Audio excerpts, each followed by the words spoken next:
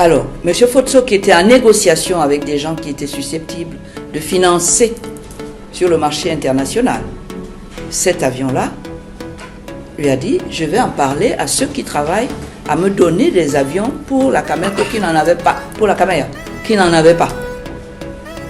C'est comme ça qu'on lui a refourgué la Cameroun. Il n'y avait pas d'avion en propre. On lui a dit, débrouille-toi, tu es un financier de haut vol, tu vas te débrouiller. L'intérêt du Cameroun est à ce prix-là. Il a fait. Et donc, le dossier de la commande d'un avion neuf pour le président a été fait chez Boeing. Boeing, ce n'est pas une petite société.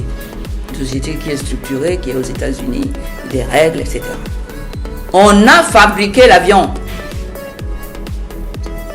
Et le montage financier de Fotso et de son partenaire avec qui il faisait le travail des avions de Camer, c'était que l'État n'aura à dépenser rien, puisqu'on avait dit que justement c'est parce que l'État n'a rien. On est sous ajustement structurel. C'est pour ça qu'on a sollicité Fotso et Marafa. On a donc trouvé une formule qui permettait au président d'avoir un avion sans qu'on débourse un rond. En signant simplement une lettre de, je ne sais pas comment, letter of credit, something like that. Et en payant au fur et à mesure que la caméra commençait à travailler. So what happened along the line? Let me tell you all the story. Et il y avait une avance à payer. Petite avance. Même pas. Signature des papiers. On a invité M. le ministre de l'économie et des finances de cette époque-là, qui est aujourd'hui secrétaire général au Sénat, le fameux Boutou, qui est venu témoigner. Que lui, il a refusé la formule de la lettre de crédit, parce que pour lui, c'est une dépense de souveraineté. Il n'est pas question qu'on puisse peut-être un jour saisir l'avion pour... Non. Et donc, il a dit qu'il allait régler ça directement avec le président. Et c'est comme ça que le dossier, en fait, est enlevé et à la Camer et au secrétariat général au profit du ministre de l'économie et des finances, avec comme financier la SNH et le président de la République.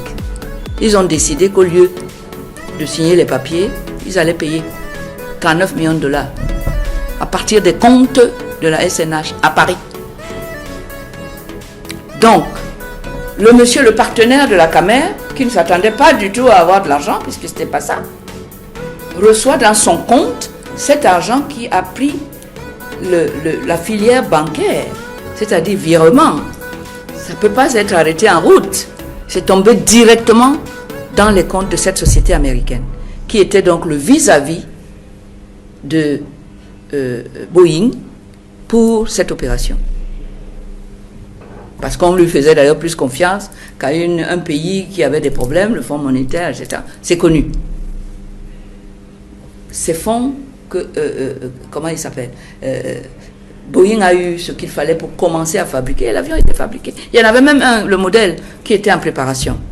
Donc, on n'a fait que continuer sur ça. Alors, qu'est-ce qui se passe? Il se passe que cette opération se déroule just before 9/11, le 11 septembre, aux États-Unis. L'Amérique est frappée par l'aéronautique.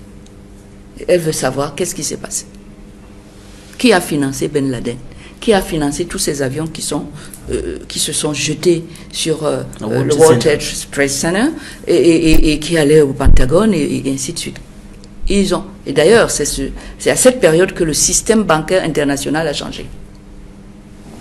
Et ils ont traqué qui a financé quoi à travers les banques. Et ils ont vu que le Cameroun avait viré 39 millions de dollars à une société pour les avions. Ils ont checké là-dessus jusqu'au dernier cent. Et ils savent exactement à quoi ça